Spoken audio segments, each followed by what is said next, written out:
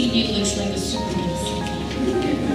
However, I do want to emphasize that as a professor teaching in the psychology department in the University of Memphis, he has also dedicated himself to doing clinical work and also doing research. Many of us can only imagine how challenging it must be. And he's also the recipient of Lifetime Achievement Award in 2014 Meeting Conference. So let's give a round of applause and let's welcome Dr. Neimeyer. And maybe that's an appropriate metaphor just after lunch. As I serve you maybe a little dessert or maybe a bolt of espresso to wake us up for the afternoon. My goal is really to talk with you about the concept of intervening in meaning as a motif in the context of working with grief and loss. My primary field of application is really in dealing with people who are struggling with complex bereavement, the loss of a loved one through death, often by very tragic means, often too soon, often as a result of violence, and sometimes as well in the context of lingering illness that may take our loved ones from us, one neuron at a time in dementing conditions, or one breath at a time with COPD, and so on. So it's in that context that I want us to consider the relevance of meaning-oriented concepts and procedures. I want to talk with you a little bit about a research program that really centers around this concept. And appropriately, I think, I'd like to offer some of our first words today to one of my clients. If time permits, I'll also introduce you to another toward the end of our time together. Laurel, the woman who you will meet in just a moment, is speaking to me in a first session of therapy, and it follows the death of her son, Little Norris, named Little Norris because her husband, the child's father, is also named Norris. Little Norris died in a tragic kind of drowning accident when the family was on holiday, at vacation, along a lakeside, and in a moment of inattention and preoccupation with the other children, this curious little boy wandered into the water and was found floating in that same lake hours later. Years later, about 6 years later, after the death of the 6-year-old child, she finds herself still trying to process some of the longer-term implications of this family tragedy. Let's listen. You were looking for some way to, in a Bishop said plus now, to make sense of it, to find some kind of a meaning or a way of coming to terms with it. Mm-hmm. But how do you feel along those lines, whether in your own heart, in your own family, in terms of spiritual beliefs, readings, conversations with others? What kind of sense do you now think of this impossible thing that you've been playing into? Yeah, I don't think I ever made sense of it. And I can't make sense of why. And I've never mentioned, we do have strong faith in God. I'm a believer, I'm a Christian. I think all things work together for good. I don't know why God uses less than.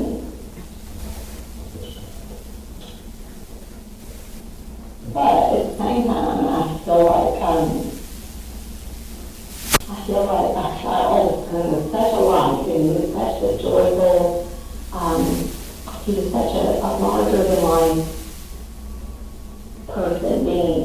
And I feel like if we don't do the right thing, if we don't do good things moving forward, then we're not honoring him.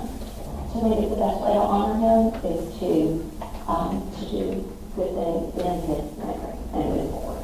And then also serving the others what we have. So it's our duty in a way. So, I mean, this is just an intriguing idea to me as you describe it, because it seems as if what you're telling me is something like, well, I can't find a meaning that makes sense of this loss in terms of an explanation for a justification. The unit with my Christian conviction that there is a God, that he plays a role in human affairs. I can't understand and define a purpose that would mete out a lesson this harsh. But what I can do now is to find some way of preserving the meaning of Norris's life. And indeed continuing that larger than life presence. Memorializes it, extends it, kind of keeps his presence. Keeps his presence alive in the world. Now, in Lauren's brief remarks there, in which she struggles with significant emotion that rises up as she conjures again this horrific loss for her and for the family and for her world, she is contending implicitly and nearly explicitly with two cardinal dimensions of meaning making that we observe again and again and again in bereavement. The first having to do with an attempt to process, to somehow wrap our minds and hearts around the event story of the death itself and to understand its implication for our ongoing self-narrative or life now.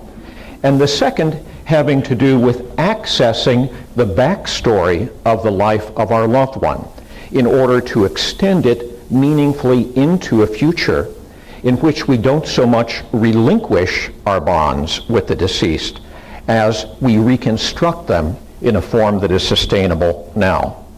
It's these kinds of themes that really animate our focus in our research program.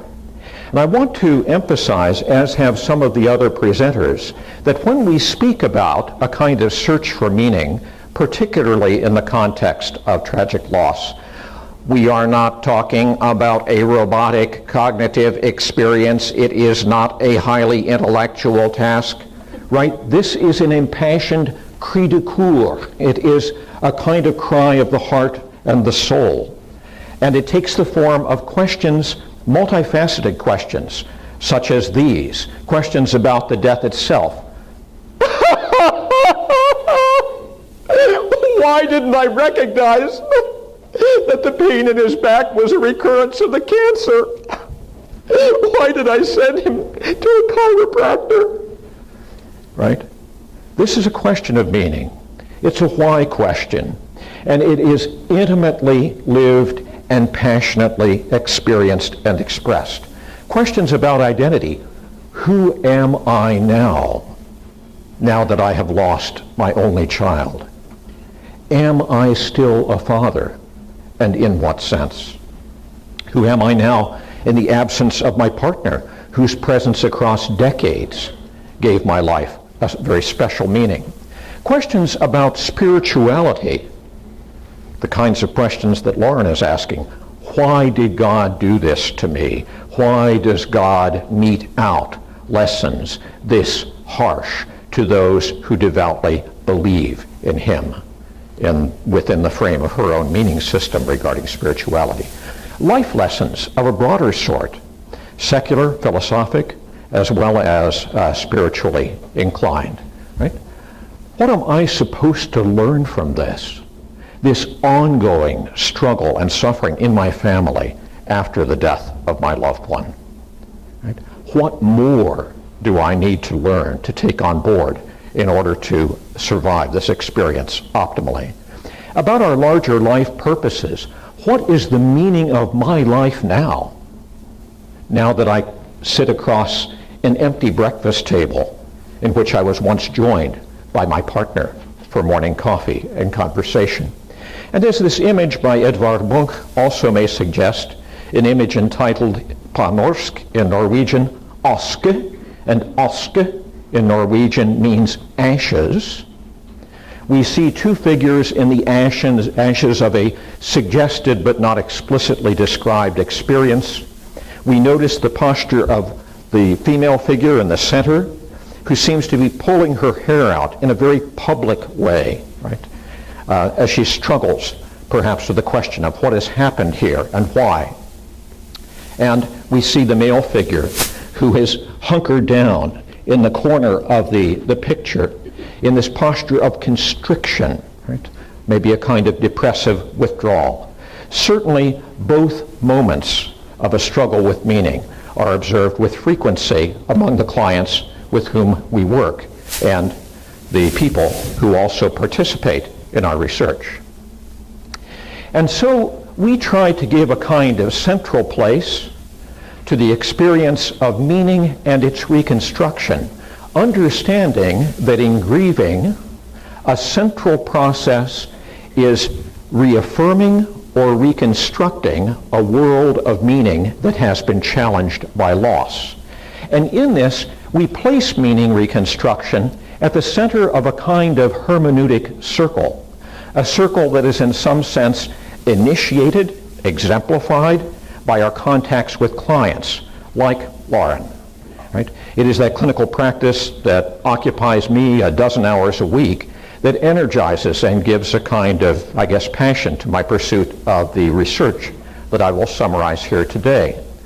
That clinical practice then ultimately calls for models that are adequate, helpful, to help us frame, understand, discern, and ultimately interact with the needs our clients present, to look for those moments of need and readiness that define the possibility for therapeutic intervention.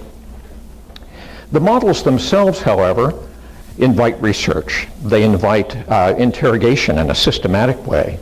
And to do this, we need to have measures of the central processes that these models imply about the process of meaning reconstruction, particularly in the context of therapy, but also more broadly as people in their own families and communities engage in attempts at meaning making following a meaning decimating loss. The measures themselves then, if appropriately applied, help us refine the very methods by which we approach the work of therapy, and that allows us to begin to imagine into being further practices that may offer greater refinement, greater sophistication, greater relevance to the work that we do in, of course, the domain of clinical practice. Now, my goal today in these brief moments I have is to essentially walk us around this circle, considering a few of the initiatives within our larger research program that's percolated across a number of years, to first of all consider some of the models that basically frame the work, to consider the measures that we have had to construct in order to trace and investigate the processes and outcomes of therapy, and then ultimately some of the novel methods that we've constructed, recruited, and are attempting now to implement in psychotherapy research designs in a collaborative network of colleagues really across the world. And so let's begin then with the models. Our initial work was really anchored in what might be fairly described as a kind of cognitive constructivism. That is, the way in which we attempt to make sense of the experience. And again, we hear this very much in the words of Lauren, right, who says, I don't know how to make sense of the experience of little Norris's death. Even spiritually, it doesn't make sense to me. But what she does do is engage in a kind of benefit finding, a kind of struggling with and implementing life lessons garnered from this experience of loss. It's a study of those processes of sense-making and benefit finding or wrestling with life lessons that animated our early research particularly. Subsequently, we've continued to develop more thoroughly, more deeply, a kind of narrative frame for this practice. I'll briefly mention aspects of both, in some sense just touching on some of the several dozen studies that we've done. The first really concerns the quest for meaning in the loss of a child, a project conducted in conjunction with a colleague of mine, Nancy Kazee, who herself had lost a 2-year-old child and was moved to pursue the doctoral study of psychology in part by that experience. Very bravely, she decided to take that as the very topic of her dissertation research. The kinds of questions that she wanted to engage are the kind perhaps embodied in this photograph by a good colleague and friend of mine named Todd Hochberg, who takes artistic photos, candid photos, with the permission and participation of families who are struggling with loss in many contexts, including here in the context of the neonatal intensive care unit, where this child was born and lived only hours before receiving here the goodbye kiss of the mother on that child's lifeless forehead. And as the father seems to be looking toward heaven for answers that he's not easily finding on earth or in that medical environment. We were interested in what features of the bereaved parent or the loss itself predicted the intensity of grieving, and the role of meaning-making factors alongside more circumstantial and objective factors in accommodating this loss. In a nutshell, we recruited a reasonably large sample of over 160 bereaved parents, some of whom had lost their children mere weeks ago, others months, years, even a couple of decades in the past, because we wanted to investigate the role of time in healing all wounds, as the cultural saying goes. And so we wanted to recruit parents across a long period of time. It's important to note that although the causes of death were various, including accidental deaths, the leading cause of the death of children, and natural sudden deaths, as the heart failure that took the life of Nancy Kazee's own child, natural anticipated deaths, such as the child cancer deaths treated in many of the facilities in which others here work. But we also, in looking at the death of children, we're not necessarily looking at the death of minor children. So that a 50-year-old son who takes his life in an act of suicide might leave a bereaved 77-year-old mother who could participate in the study. For this reason, 11% of the losses were suicide losses, 6% homicide losses, reflecting the violence of this world in which we live. You Canadians a little less than us Americans, but worryingly with increasing intensity here as well, and perinatal losses, accounting for another 6% of the kind that I just described. To cut to the chase and give you just the essence of this, what we found is that these factors bearing on the death itself, such as the amount of time since loss, whether measured in weeks, months, or many years, accounted for a trivial percentage of people's adaptation following the death. Indeed, if we look at the core bereavement items, and this consists basically of the work of Beverly Raphael and her colleagues in Australia, where they basically have constructed a questionnaire that captures normative responses to loss, a feeling of sadness, missing the loved one, tearfulness, and so on. And you can see that it's the color of a nice cappuccino, right? The light brown. The inventory of complicated grief by Holly Priggerson and her colleagues at Harvard University, the color of a nice espresso. You can see the bars associated with that. Tells us, you can see what I need at this point in the afternoon, right? I'm ready to get across the street to Aroma Coffee afterward. But you can see that only 3% of normative grief symptoms are accounted for by the passage of time, and only 1% of complicated grief symptoms are. Time alone heals few wounds, because it's not what time does for the bereaved person that matters. It's what the bereaved person does with the time. And like other factors, including even the cause of death, whether violent or natural, that again accounts for only a very small percent of the variance in people's accommodation of grief, normative or complicated. We find in contrast sense-making, the ability to somehow discern pattern, significance, to preserve and apply a sense of meaning in the wake of the loss, accounts for 5 to 15 times the amount of variance in people's grief responses following the death of their child. Now, we, like Clara Hill, are interested in narratives as well as numbers. And so in many of our research projects, this one included, we have attempted to solicit the narratives, the descriptions, the lived experiences of our participants, and then to code them, and sometimes using the very methodology that she's helped pioneer, and sometimes in a more coding-based system, to winnow out the important themes and to relate particular themes in people's meaning-making to their grief outcomes.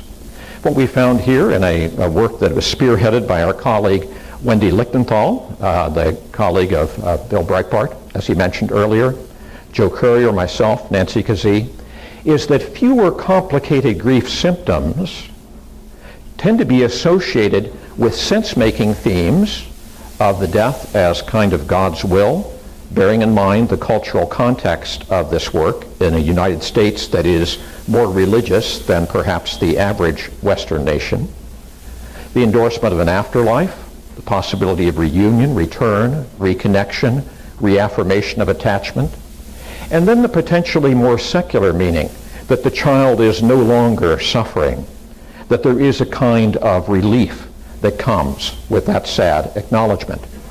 Likewise, benefit-finding themes that turn on the enhancement or deepening of one's spiritual framework, changes in life priorities to now give prominence and pride of place to relationships, to intangible pursuits, perhaps to creative engagements, the kind of sources of life meaning that Bill mentioned in his presentation, and that others have also underscored. Right? These sorts of things obviously are also associated with fewer complications in the person's longer-term grief journey, and various lifestyle improvements where people engage in a kind of self-reinvention following the loss, and this too attenuates grief symptomatology. Across numerous studies, too numerous to try to summarize here, that our group has done, sometimes in collaboration with other research groups, we find again and again and again and again that the capacity to make sense of the loss predicts better grief adaptation in contexts of palliative care, in relation to natural death losses, in relation to violent death losses, as through suicide, homicide, fatal accident, and among bereaved persons who are bereaved parents, bereaved spouses, bereaved young people. It seems to be a general factor associated with better bereavement adaptation. And so, as we wanted then to essentially refine and extend this program of work, we found ourselves with a problem. The problem was that we had general meaning in life scales. We had lots of symptomatic scales, some of them quite good, like the Inventory of Complicated Grief, for assessing bereavement struggles. But we had no available measures that were bereavement specific, with all of its unique challenges of separation distress and traumatic distress and so on, for the experience of traumatic loss, difficult life losses. And so we were forced in some sense to invent, and across a program of some years, carefully validate, test, and apply these measures. I want to share with you a handful of those. I'll mention first then the Integration of Stressful Life Experiences Scale, or ILS. I'll then describe to you our Meaning in Loss Codebook that permits us again to delve deeply into the stories that people tell themselves and others about their loss, including their therapists. The Grief and Meaning Reconstruction Inventory that looks not so much at how much meaning we made or how much we struggle with meaning making, but more that discerns and assesses specific themes that percolate up in a kind of qualitative analysis and inform this inventory. How do people make meaning of loss, as well as to what extent? We'll talk then about a specific application in the domain of spirituality, the Inventory of Complicated Spiritual Grief, which focuses on the struggles people have in relation to both their beliefs and their religious community in the aftermath of loss. I'll mention a very current kind of program of research that we're calling GIFT, Grief Intervention Following Tragedy, that we are implementing in an app that can be used with smartphones. And so let me begin with a few comments about the aisles. This is really the brainchild of my ex-student and now colleague Jason Holland and several others of us on the research team. What this instrument does is it attempts to look at the degree to which we can integrate, take into our meaning systems what has happened, to be able to find some kind of, if you will, pattern in it, and to retain a sense of groundedness in the wake of this loss, a kind of existential footing in the world, one might say. And this photograph I took of one of the great gum trees in Kings Park in Perth, Australia, illustrates for me visually the way in which, like this tree, we may be firmly grounded in our sense of life. We stand firm. We're able to withstand the storms of time, as these trees have stood for 100 years now, since the aftermath of the First World War when they were planted. Except when we don't. Except when we feel uprooted by those same storms of life changes. And in the context of our work on bereavement, people will respond to a series of items. Here's a couple of them to illustrate it. This event has made me feel less purposeful. I've not been able to put the pieces of my life back together since this event. A second dimension, statistically a separate factor that has its own kind of structure and integrity, has to do with the comprehensibility of the event. And here, drawing on an image of a photograph I took in Bergisch Gladbach, Germany, a Chart-style labyrinth, we can see that although the pattern is a complex one, indeed one can discern a path of movement into, through, and beyond this space. People who have a sense of comprehensibility in the wake of the loss are able to discern this kind of pattern. They're able to find a way of negotiating it. They're able to give it a kind of sense and significance. In contrast, those who struggle greatly with this dimension are endorsing items like these. This event is incomprehensible to me. I have difficulty integrating it into my understanding of the world. I can't make sense of this loss. We can imagine, for example, that Lauren would have responded affirmatively to this latter question as she struggles with her son's death and its meaning. Now, we've applied this measure in a number of contexts.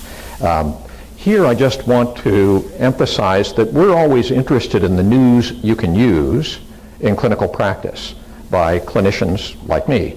And so we take more complex measures like the 16 item aisles, and we boiled them down to a simple 6-item format, right?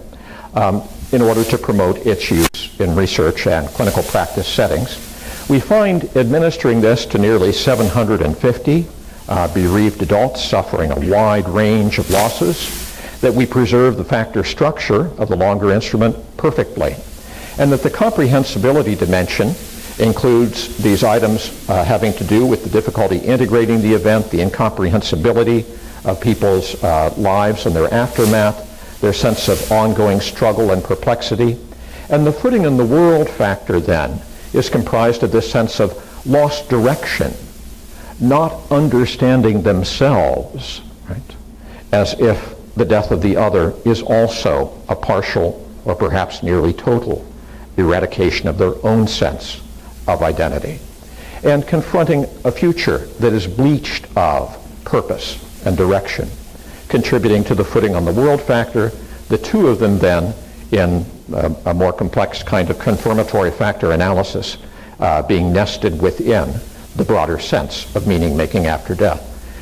One of the things that we tried to underscore is the value added features of these meaning measures. That is, they simply go beyond symptomatic measures in giving us a sense of how folks are doing and how they will do across time. So we find, for example, that the aisles predicts mental and physical health outcomes even after we control for the nature of the relationship with the deceased, the cause of death, and even their complicated grief symptomatology.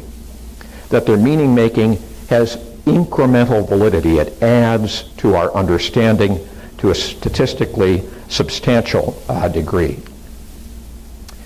Now, Changing channels a little bit here, we might take a look then at some of the more qualitative, but nonetheless quantifiable approaches to analysis that we've also explored and established.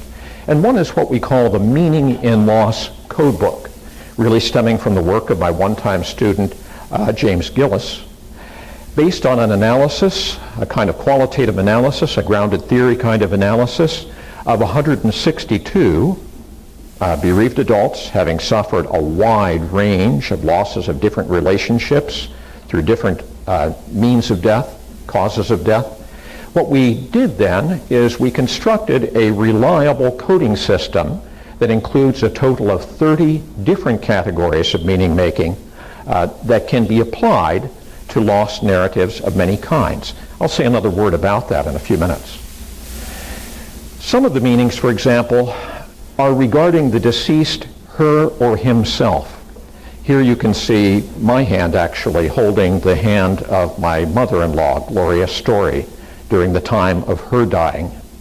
And as I easily could tell you stories about Gloria that would illustrate these if I had a full day to do so, what we find is that in people's spontaneous meaning making regarding the event, they draw on categories that we then classify into memories of the deceased, recollections of time spent together, meanings having to do with the release of the loved one from suffering, the affirmation of the deceased's value and legacy, and the decedent's own preparation for death, their own readiness to bring their life to completion. Other categories really focus on issues of meaning and identity, the identity of the survivor, himself or herself, including a sense of lost identity, compromised identity, people who write to themes of or speak to themes of not knowing who they are in the wake of loss. Identity change, in which really there is a kind of evolution or revolution in who they are as a function of how they integrate the loss. Taking on identities as being survivors. As one bereaved mother in our studies said, for example, after I've survived the death of my child, I'm invincible. I can do anything. Nothing in life can be harder than this. And finally, taking on specific identities as a bereaved person. For example, to take on the identity of a widow in a way that now may constrain one's life options, or perhaps give a sense of mutuality with others who have suffered a similar status. Relational meanings, as people focus on the importance of family bonds, compassion, valuing relationships. Again, these are themes that percolate through the research of many in this community of researchers, and also through the communities of the bereaved themselves. Here, obviously, you see some of my own family. And another member of my family, my younger son, illustrating the themes of adaptive meaning making that the Meaning and Loss Codebook also captures and classifies. Themes having to do with coping efforts, moving on with life, often alongside their loved one in some symbolic way. A sense of lifestyle changes as a function of the loss, and the personal growth that it entails. Existential meanings would represent yet another cluster in terms of the affirmation of life, a kind of carpe diem philosophy, living deeply and well. Spiritual meaning making, a recognition of the role of impermanence, the recognition perhaps along with the Buddhists, right, that we are wired for attachment in a world of impermanence, and this is the source of our suffering. Right? The adoption of a greater perspective, a broader and deeper view of life, and acceptance, ultimately, of our own contingency, our own collective vulnerability to these limitations that life entails. And finally, to underscore that meaning-making is not always a kind of happy thing. It's not like a yellow 1970s happy face sticker, right? Everything's just fine here. Meaning-making is not merely positive reframing, just as existential psychotherapy is not merely positive psychology. And so we look also then at those meanings that are potentially more corrosive, limiting, constraining, such as those that feature people's sense of regret, their direct declaration that there is no meaning in this loss, as we also heard in the words of Lauren. A sense of lost innocence or naivete, as we now are sadder and wiser in the aftermath of the loss. The predominance of negative affect or emotion of various kinds, and a kind of lack of understanding of what life is, what death portends, and how we move forward from here. All of these are parts of the Meaning and Loss Codebook, which can be used in a whole bunch of different ways. They can be used to track evolving meanings in the context of grief therapy, bereavement interventions, by the transcription or analysis of audio recordings of therapy. They can be used to identify significant themes in published grief accounts and blogs, right?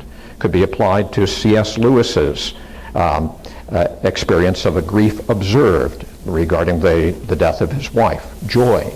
They could be applied to internet blogs, and they are being applied there. For example, in the journal Death Studies, one article contributed by another research group using the Meaning and Loss group has looked at the patterns of meaning making in people who have lost a loved one to suicide compared to those who have experienced losses of more general kinds, and identified distinctive themes that characterize their experience. Meaning-oriented exchanges in internet support groups, likewise in chat groups, could be analyzed quite easily using the Meaning and Loss Codebook, as well as, and this is kind of an intriguing idea that stretches the bounds of what psychology is or could be, we could actually investigate culturally and historically diverse texts regarding accounts of loss to understand how people in different historical epochs or cultural contexts may construe a personal experience of loss in a comparative way. So it gives a grounding for cross-cultural work in this sense. The codes can be extended, of course, to tailor to particular populations. And the recent example of this, now in press, has been offered by, if I can advance this, is this working for me? No, it's working against me. Dan, I might need to ask you to put your finger, oh, okay. If I get stuck again, I might need one of your fingers. This is Lauren Breen, who is a colleague at Curtin University in Perth, Australia.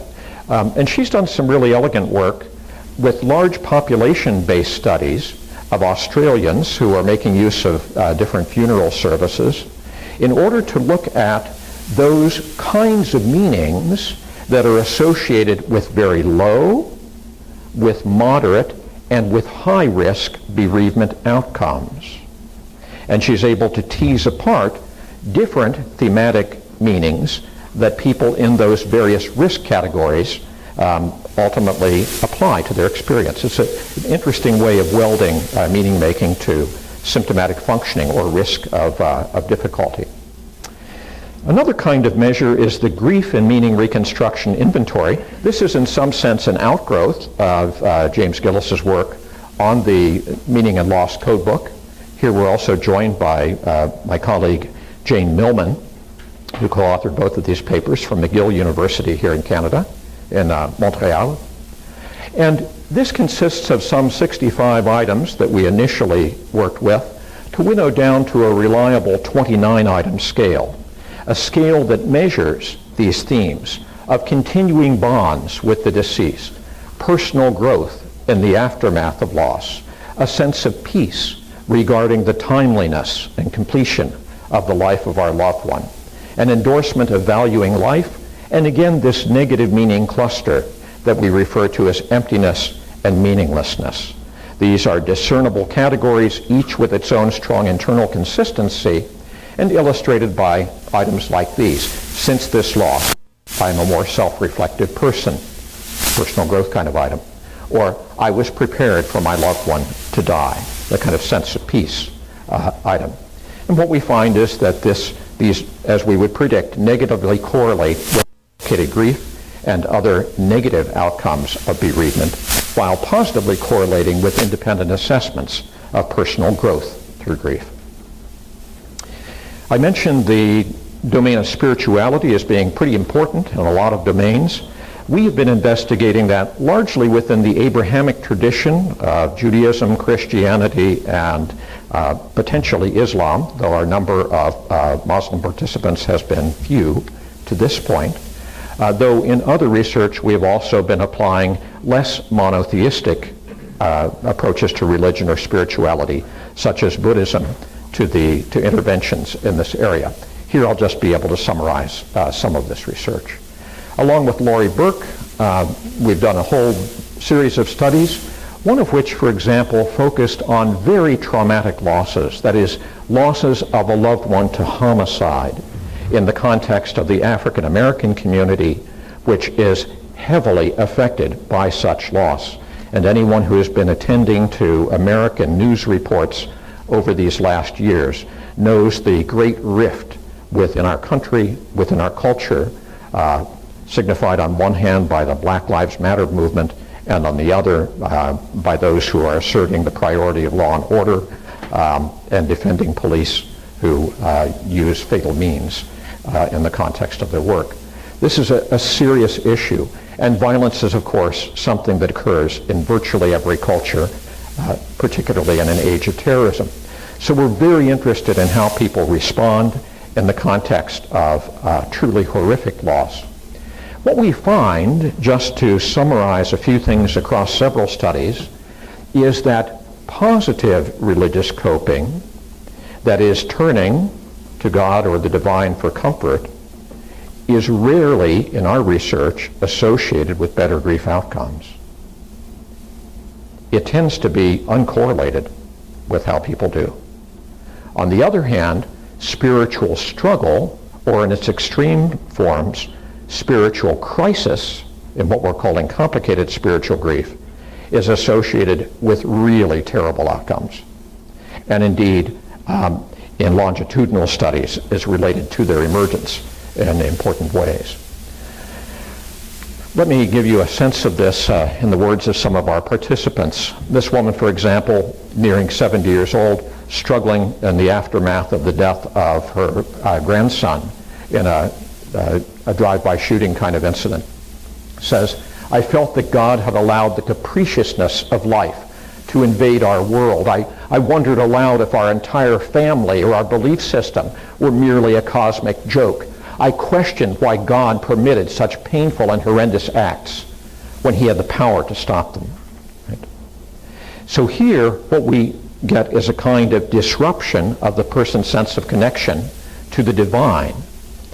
In this woman's experience, however, this is a woman in her late 50s who was walking down the street with her husband when they were accosted by a group of 4 young men who pulled a gun on them. The husband resisted and was shot in the face in her presence, and of course died in her arms as the assailants then ran away. And she says, regarding her connection to her faith community, "I thought I could rely on my church community, but they grew tired of trying to console me, and they took advantage of my vulnerability. They said they would be there for me, but I didn't know that there would be a time limit." Right? You get the sense of resentment that led her ultimately to leave her church community and to seek another. What we've done then in constructing the inventory of complicated grief, again work spearheaded by my colleague Laurie Burke, is we've constructed a scale initially validated on some hundreds of bereaved adults, shows strong convergent validity with other measures of religious meaning making, though it is more specific to the experience of bereavement and loss. It also shows incremental validity in predicting complicated grief, even after you take into account these other religious coping measures. Has 2 dimensions. One perhaps illustrated by this. This is a very evocative kind of sculpture I discovered in Mexico City, in the Great Art Museum there, by Jose Curibrena. And here we see a figure that seems to be pulling away from, right? Perhaps a connection to God or the transcendent, pulling down into the self as people struggle with insecurity, with God, in the relationship with the divine as they understand it. I'm confused as to why God would let this happen. I can't help feeling angry at God, would be sample items. Secondly, illustrated here by a photo I took in Barcelona at the Pablo Miss Vendrell, we see a figure who seems to be almost cornered or cornering herself as she fends off contact with others. And this signifies those disruptions in religious practice and community that we heard exemplified in that second quote. I go out of my way to avoid spiritual and religious activities, such as prayer, worship, Bible reading. I have withdrawn from my fellowship with fellow believers. Right? Now, as this program has advanced, we've come to embrace, enthusiastically more or less, the opportunity to extend this work in a virtual environment, to draw upon the possibility represented by widely available technologies such as smartphones in order to address these themes of grieving and meaning. So in a project that is being done with a Chinese doctoral student who is actually working at Eindhoven Universiteit in the Netherlands. Her name is Lavender Shi, along with her mentor, who is Matthias Rautelberg. We are working with them, Lori Burke and I, and also Wendy Lichtenthal, Kaylee Roberts, Holly Priggerson, to construct what we are now terming a grief intervention following tragedy, or GIFT kind of procedure. The idea of taking the gift of exploring and expressing your own grief. The goal is to identify, in part, half the goal is to identify risk factors and symptom profiles for more complicated forms of grieving using this self-assessment device. And the second is to provide smartphone prompts to cue more effective self-management of one's grief. The kind of interface that we're developing is one that invites narratives of the grieving. This is the beginning of one such narrative that allows people to choose options to monitor their own grief then in terms of grief symptomatology and also particular risk factors associated with poor outcomes, the manner of death, the person lost, and so on. And to ultimately review their narratives and receive references, suggestions for self-management or professional intervention where warranted. So that's work that's ongoing. It suggests then a movement toward methods that help in some sense elaborate our practice. We are now investigating, for example, in connection with, in a minor way, as a kind of footnote to the work being done by Bill Breitbart and Wendy Lichtenthal, the development of meaning-centered grief therapy in the context of bereavement. I'll just mention that briefly. I also noted our work with the Buddhist workshop for unwelcome change. I won't have a chance to go into that here. Meaning and loss group therapy, I'd like to give a little more attention to, and its online implementation as well through video conferencing with a live therapist. And then finally, I'll just note briefly our work on innovative moments in grief therapy, studying the process of therapy. The process of therapies like Kirk Schneider's, as well as my own and David Kane's. This is Wendy Lichtenthal, who of course made an appearance more than once in Bill's presentation and at least once here or several times in my own. What they have done is they have drawn on their core concern with logotherapy, augmented it somewhat in dialogues between Wendy and myself regarding meaning reconstruction in order to provide a kind of offering of therapy that is clearly manualized, clearly executed, scientifically researched, and ultimately, no doubt, it will be validated in order to, among other things, help the grieving parent find meaning through the construction of legacy projects involving their child. With Jane Millman here in Canada and now living in the US, I've also designed and implemented a meaning and loss group format consisting of some 12 sessions that focuses on these tandem concerns of narrative meaning making, processing the event story of the death and accessing the backstory of relationship. With more generous time, I could describe and illustrate many of these procedures. Some of you who were in my workshop yesterday will recognize a number of them. Under various therapeutic goals, reopening the story of love and loss, processing the event story of the death, exploring various sources of meaning, accessing the backstory of the life of our loved one, enhancing its exploration, consolidating, terminating. What we do is introduce, session by session, particular procedures for introducing the loved one as an invisible co-participant in the group therapy, constructing loss timelines that situate the loss in the larger structure of people's self-narratives or life stories. The use of procedures garnered from the meaning reconstruction interview to help people delve beneath the words they tell themselves and others about the loss, to find new significance in it of an emotionally vivid sort. Writing hello again letters, in which the goal is not to say goodbye to the loved one, but indeed to restore a kind of communication with the loved one that was disrupted by that person's loss. The exploration of the life imprint of the loved one on ourselves at levels ranging from our gestures and personalities and styles of relating, career choice, right through our central values. And the use of creative writing to consolidate in an imaginative way and in a hopeful way the lessons of this 3-month-long exploration, as people then consolidate the lessons that they've learned and through the meaningful use of ritual jointly celebrate their own process and progress through the work. Now, this work is just unfolding now.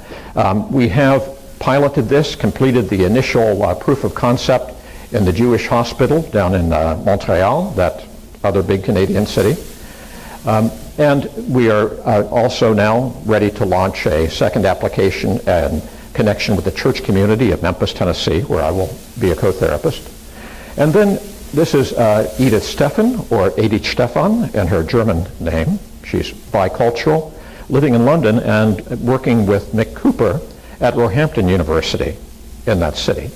And she is planning indeed a series of trials of this meaning in loss group with a special emphasis on the construction and celebration of continuing bonds with the loved one. An online implementation of these same ideas is also well underway in the form of a randomized controlled trial that is being conducted through the entirety of Portugal and indeed beyond Portugal to Brazil and other places that people who speak Portuguese are living throughout the world, in connection with my friend and colleague Daniela Alves of the Universidade do Minho in Portugal. We have trained up a group of Portuguese therapists, also under the sort of co-direction of Miguel Gonçalves, who is an important contributor to psychotherapy research, and the participation of João Batista, who is going to be carrying forward this work by comparing this constructive, meaning-oriented intervention with a cognitive behavioral alternative. In both of these cases of Daniela's project that I'll describe a little more and João's that will follow, the implementation entails video conferencing through Skype or a related kind of interface between a therapist who will meet over these dozen sessions with the client, with additional kind of narrative homework offered in a kind of email format in order to engage the very processes that I described that also structure the group activity. At this point, we're well into comparing it with a waitlist control. The comparison with the active therapy of CBT will follow. And our very preliminary results are also very encouraging. So you see here, this is basically the percentage of people who meet criteria for a complicated, debilitating course of grief. These are diagnostic criteria devised by Holly Prigerson. And what you see is, by dint of our recruitment, we're recruiting people only those who are dealing with truly tragic, life-limiting responses to loss. So 100% of the clients at the beginning are complicated grievers in this sense. And we see that the incidence of complicated grief after the therapy, shifting from the blue pre-assessment to the red post, is dramatically attenuated. It's a dramatic change for these people. And likewise, with, if you compare it with the control group, you see very little reduction. This gives us hope that we are offering something of distinctive value. We see it as well on other measures, such as assessments of depression, indicated here. And I'll conclude by just noting then our focus on not only attempting to construct new forms of evidence-based practice, but also to discern patterns of practice-based evidence by investigating not only the experiences and outcomes of junior therapists who are enrolled in graduate training programs, who constitute the great majority of people delivering therapies in our controlled studies of research as a field more generally, but also to investigate seasoned master therapists to see whether there is a kind of everyday magic that animates their work, and to do so by studying what are called I moments, or innovative moments, momentos inovadoros in Portuguese.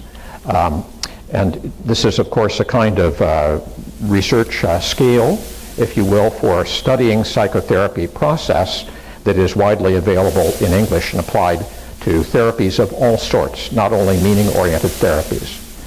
What we are attempting to do is discern those themes. We have several papers out now that do this in the context of grief therapy.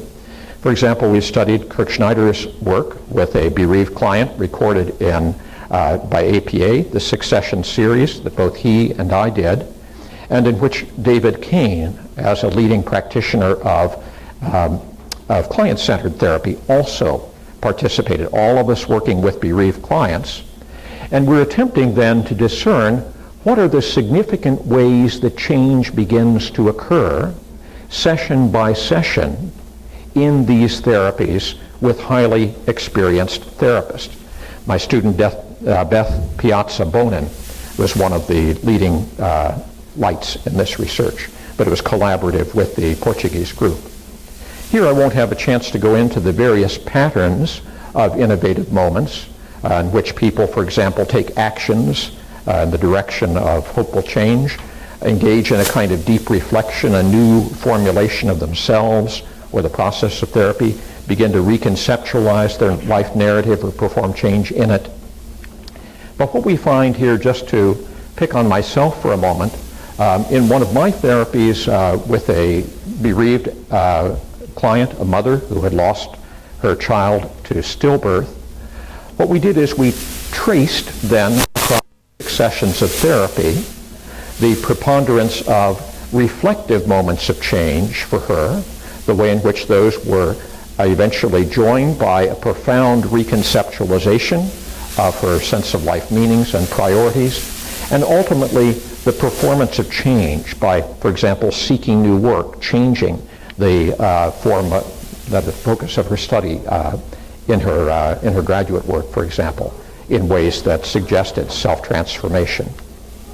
And here, if we had time, but we do not, I would share with you another meaningful therapeutic moment in which, good, this is muted, that's perfect, you can watch them. This is a, well, could you just shut off the sound on that for me, Dan? This is a Flemish family with whom I was working who experienced not one but two tragic deaths of their children, two young adults, each of whom died tragically, violently, in unrelated circumstances within a 5-year period, and who, in this interval that I would have played you, would speak to the profound transformations in life meanings across many domains that they explicitly identify as such as they engage in this complex process of relearning themselves and relearning the world in the wake of loss. Thanks for your interest, for your patience. I'm sorry about the late start, and I appreciate your patience with extending a few minutes.